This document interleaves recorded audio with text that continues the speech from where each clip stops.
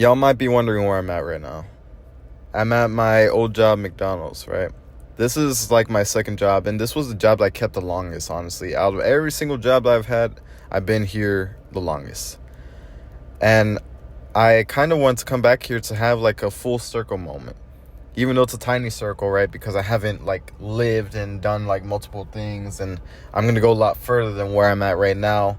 I still feel like it's good to circle back to know where we came from and as we progress. About 2 or 3 years ago, when I was 17, almost 18, I recorded a video in my Ranger. And that was my first truck. That was my first vehicle, everything. And I remember the way that I was completely different, but not different at the same time. I don't know if that makes sense, man. Because the way that I carried myself was more in a way I was lazy. I didn't really care about anything, but I feel like that has to do with the fact that I wasn't inclined to social media. I wasn't inclined to like watching YouTube or anything. I was very much just doing whatever. And I never had social media until I was 18. So once I got into social media, even then, I got social media for the sole fact of Facebook Marketplace. That was my whole idea, is like, oh, I'm just going to get into different cars and Facebook Marketplace. And then after a while, you start getting like, oh, a friend added me. And then you get to where it's like, oh, now I have more friends. And let me post this, let me post that. And then, yeah, it becomes a cycle. And now being a barber where I had to post my work, it's like, yeah, I'm stuck, right? But I feel me not having it kind of could have been detrimental in a sense, in a different aspect if you think about it, because now I see these kids, man, well set off. They have all their things in line, and it's just crazy. It really is. You'll see these kids, man, they're like 16, 17, 18, already millionaires, and you can say, yeah, maybe they're spoon-fed it, right? Maybe the family did all the work, they just picked it up or whatever. But at the end of the day, it's still their life. That's the life that they're living. And at such a young age, it's like, it's insane, bro. Because even for me, the mindset that I had when I was back here, I wasn't really wanting to better myself. I remember I was wanting to be a SoundCloud rapper. I was wanting to get a little bit more fit, work on the cars. And I was making music. I was doing the work on the cars. And I did it more as a hobby. But I worked here. Then I worked at Chick-fil-A. And then I worked at H-E-B. And then I circled back here when I was going to barber school. And I remember I felt like I changed, right? Because it's like a hierarchy thing, man. You feel like you're big when you leave the place that was paying you less, especially, right? You leave it and you're like, yeah, I'm making... And it's so stupid to me because now I think about the money gap, like the wage gap or whatever. It's not that big of a jump. It really isn't, man. So going from, I think it was $8.25 when I left here the first time. Going from $8.25 to now going to, I believe it was like $9. I felt like the shit. I felt like, yeah, I'm better than these people. And it's just entirely not true, man, right?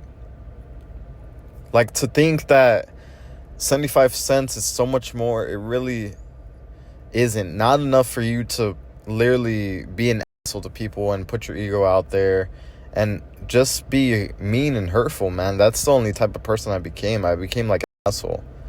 And as I started building more wealth, I started getting more money and all this stuff. I remember I went from Chick-fil-A to then H-E-B making $12 an hour, and it was like, oh, you're making money, right?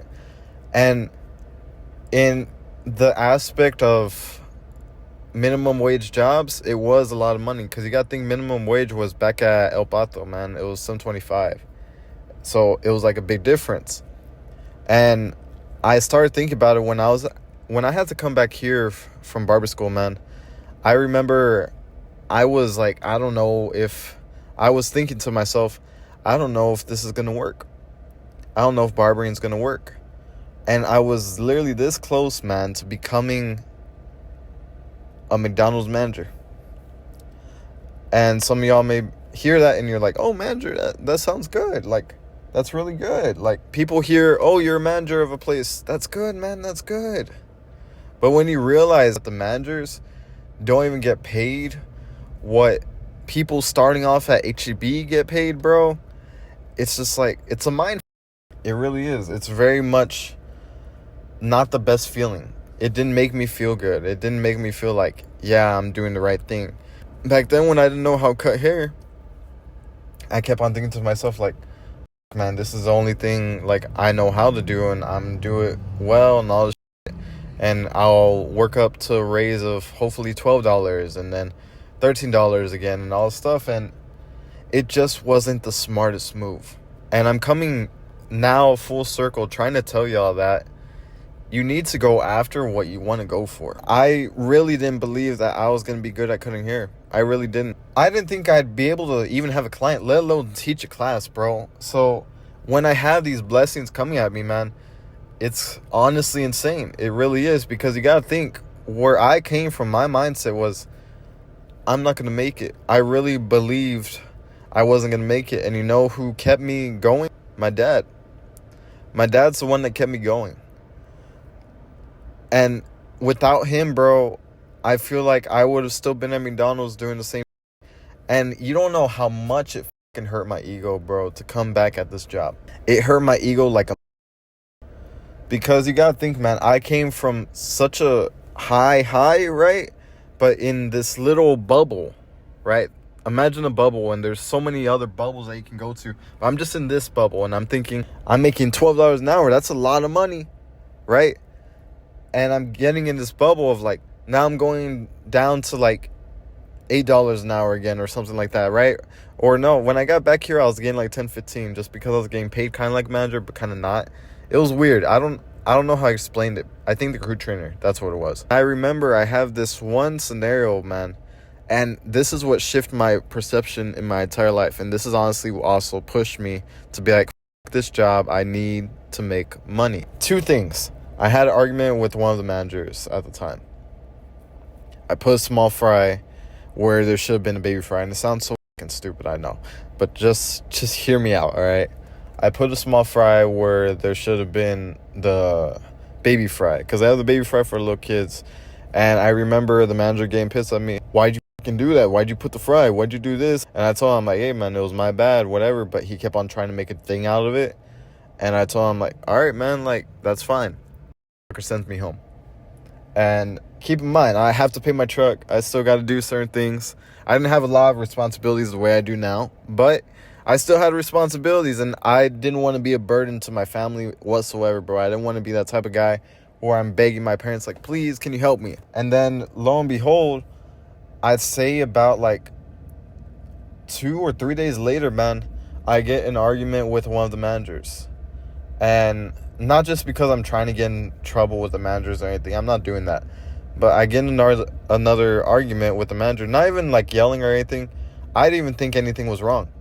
But he tells me, like, hey, man, can you take this order out? And I told him, like, all right. Like, he was on his phone, mind you, right? He's on his phone, and I'm the type where I'm like, you need to do all the work. You need to take care of shit. So I see him on his phone. He's kind of bullshitting, not really doing anything. And then he tells me, hey, man, like, he tells me what to do. And he tells me, yeah, man, you're good. You can go home. After the fact of me taking care of the stuff, I told him, like, hey, man, I'm just going to do this real quick, and then I'll take care of your thing. I'll take out the order. And I remember it was, like, probably 4:50, bro. I had just gotten out of barber school. And I'm like, what do you mean? And then he's like, yeah, man, you can go home. You're good. And then I'm like, I just got here, bro. And he's like, yeah, but in the order of the people, he was trying to say that the order of people, I was the first one to go. Keep in mind, before that, I would stay there literally at this place, man, till 1 or 2 a.m. I kid you not. And that's because I was dating a girl here, too. But that's besides the point. But I was staying here till 1 or 2 a.m. at night. That's just what I was doing, man. I leave. And I come back to the same scenario. It's like 2 days later when I come back to this job. I tell him, like, hey, man, what's up? How you doing? He's like, good. So I thought everything was fine. As soon as the last person got there, and I think it was like at 5, he's like, all right, man, you can go home. I'm like, what the f***? So I ask him, I'm like, hey, man, like, What's going on? And keep in mind, I was making like $100 to $200 a week at McDonald's. And I wasn't really making like a lot or anything like that, but it was still enough for me to be like, this is like kind of worth it. It kind of showed itself. I'm like, dude, what do I do? What do I do?